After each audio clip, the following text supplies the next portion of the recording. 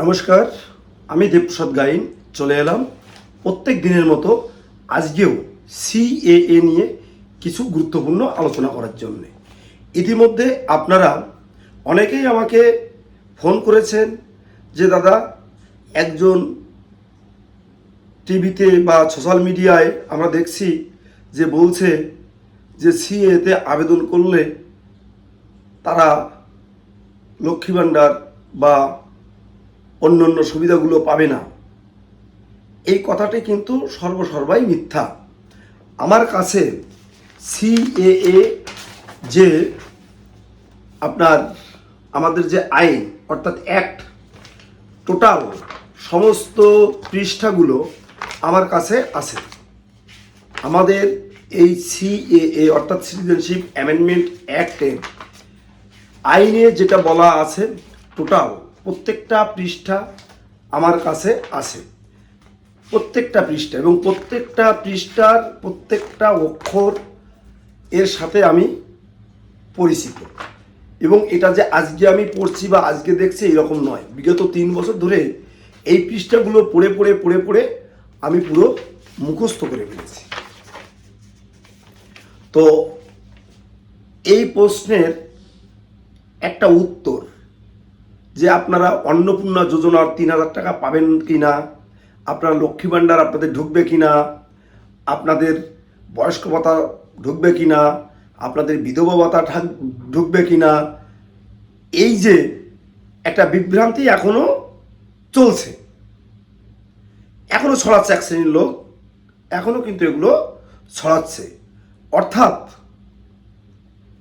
এই যে সমস্ত মানুষগুলো ছড়াচ্ছে এরা কিন্তু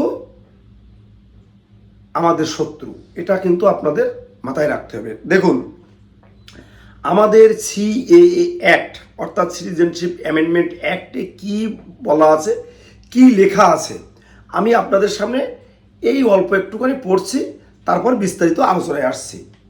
বলছে, যদি কোনো ব্যক্তি এই ধারায় নাগরিকত্বের জন্য আবেদন করেন, তাহলে আবেদন করার তারিখে তিনি যে অধিকার ও সুযোগ সুবিধা ভোগ করতেন, আবেদন করার কারণে সেই সুবিধা ও সেই অধিকার সুযোগ কোনো কিছুই কেড়ে নেওয়া হবে না। অর্থাৎ আপনি সিএতে আবেদন করলেন আজকে আবেদন করার পরের থেকে আপনার কোনো কিছু অধিকার কেড়ে নেওয়া হবে না। যেমন আপনার চাকরি বাকরি, ব্যবসা, লক্ষ্মীর ভাণ্ডার, রেশন তোলা, জমি জমা, আপনার সরকারি কোনো কাজ, কোনো কিছুতেই সরকার হস্তক্ষেপ করবে না। আপনি আগের মতো সব কিছু সুযোগ সুবিধা ভোগ করবেন। তার মানে আপনার Aadhaar card, voter card, ration card, PAN card, ব্যাংকের বই, জমির দলিল, আপনি যে চাকরি করেন, সরকারি চাকরি করেন, আপনার লক্ষ্মী ভাণ্ডার, আপনার বিধবা ভাতা, আপনার বয়স্ক ভাতা, আপনি ইতিমধ্যে যে অন্নপূর্ণা যোজনার টাকা পাবেন, কোনোটাই আপনার বন্ধ করতে পারবেন না। সেটা সিএ এর যে অ্যাক্ট, যে আইন, এই আইনে স্পষ্ট করে লেখা আছে। যদি এই আইনকে ভায়োলেট করতে পারে তাহলে আপনার সব কিছু বন্ধ হতে পারে। কারণ এই আইনটা কোনো রাজনৈতিক দলের পার্টি অফিস থেকে তৈরি হয়নি। এটা ভারতবর্ষের পার্লামেন্টে আইনটা পাশ হয়েছে, ধাপে ধাপে রাজ্যসভায় গেছে, তারপরে আপনার স্বরাষ্ট্র দপ্তরে গেছে, প্রধানমন্ত্রীর দপ্তরে গেছে, তারপর রাষ্ট্রপতির সিগনেচার হওয়ার পর এই CAA act, citizenship amendment act সারা দেশে লাগু হয়েছে। তারপর আমরা প্রচুর লোকে এই সিএতে আবেদন করে আমরা কিন্তু নাগরিকত্বটা পেয়েছি। তো আপনারা যদি আমার এই কথাগুলো বিশ্বাস না করেন, আপনাদের প্রত্যেকের হাতে অ্যান্ড্রয়েড ফোন আছে, গুগলসে চলে যাবেন, সিএএ এর কি, কেন, তার সুবিধা অসুবিধা এগুলো আপনারা গুগলসে দেখে নেবেন, আইনটা আপনারা পড়ে নেবেন। কারো কথায় আপনারা বিভ্রান্তি হবেন না, আপনারা নিজেরা দেখে নিন। তো আমি একটা কথাই বলবো, সেটা হচ্ছে এই নির্বাচনের কারণে বিভিন্ন ডিএলসিতে কাজ একটু ধীর গতিতে চলছিল, ইতিমধ্যে আবার গতি পেয়েছে এবং আমাদের যে বিধানসভায় যে সমস্ত এমএলএরা আছে তাদের সবার শপথ গ্রহণ শেষ হয়ে গেলে সিএএ নিয়ে যে সমস্ত মানুষগুলো কাজ করে, দেখাশুনো করে, যেমন আমার গুরুকবি অসীম সরকার, আমাদের শ্রদ্ধেয় কুলগুরু শান্তনু ঠাকুর মহাশয়, সুব্রত ঠাকুর মহাশয় ইত্যাদি যারা এই সমস্ত নিয়ে কাজ করে, তারা সত্যিই খুব ব্যস্ততার মধ্যে ছিল। অনেকের সাথে ইতিমধ্যে আমার আবার কথা হয়ে গেছে, সবাই আমাকে বলেছে যেভাবে যে গতিতে চলছে সে গতিতে চালাতে দাও, আমাদের 2-4 দিন টাইম দাও, আমরা আবার বসে টসে এর গতি বাড়িয়ে দেবো এবং প্রত্যেকটা জেলায় যাতে 4-5 জায়গায় সিএর হেয়ারিং সেন্টার হয় সে ব্যবস্থা করে দেবে এবং যত শীঘ্র সম্ভব সেন্সর বোর্ডের থেকে সার্টিফিকেট দেওয়া যায় তারও ব্যবস্থা কিন্তু দ্রুততার সহিত করবে। নেতৃত্ব কিন্তু আমাদের সাথে কথা বলে কথাও দিয়েছে, আমরা তাদের বিশ্বাস করি, তাদের ভরসায় আমরা চলি এবং তাদের সার্বিক কথায় আমরা চলি এবং তাদের কথা মতো আমরা কিন্তু এই সিএএ কি কেন করতে হবে প্রত্যেক দিন আমি এই নিয়ে আপনাদের সামনে চলে আসি। তো আপনারা এখনো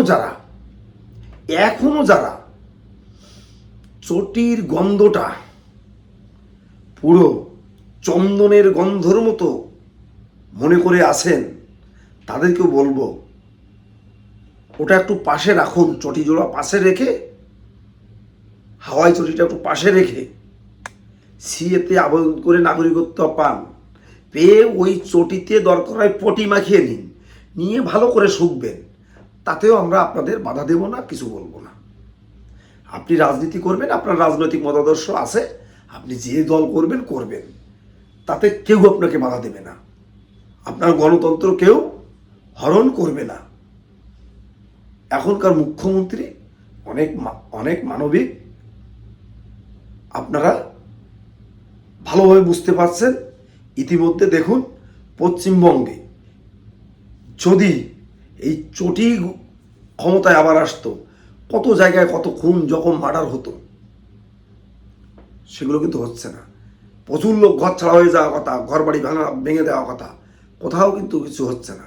এখনও আমরা দেখছি যে অনেক থানায় টানায় অনেক প্রশাসনের লোক, তারা ওই গন্ধটা এখনও নাকের সামনে দিয়ে সরাতে পারেনি, যে কারণে তারা ওই চটিদের কথা শুনে বিভিন্ন জায়গায় নিরীহ যারা ওই চটি চাটাদের কথা শুনে ভোট দেয়নি তাদেরকে অত্যাচার করছে। এগুলো আমরাও খেয়াল করছি, কোন জায়গায় করছে, কারা করছে, কোন থানায় করছে, এগুলো আমাদের ব্রেনে আসে, আমরা সেগুলো দেখছি, জায়গা মতো আমরাও রিপোর্টগুলো করছি। সে জায়গা কিন্তু এই রকম নয় যে এখান থেকে রিপোর্ট করে আমি ওই পাশের বাড়ির কাউকে পাঠাচ্ছি বা কাউকে বলছি।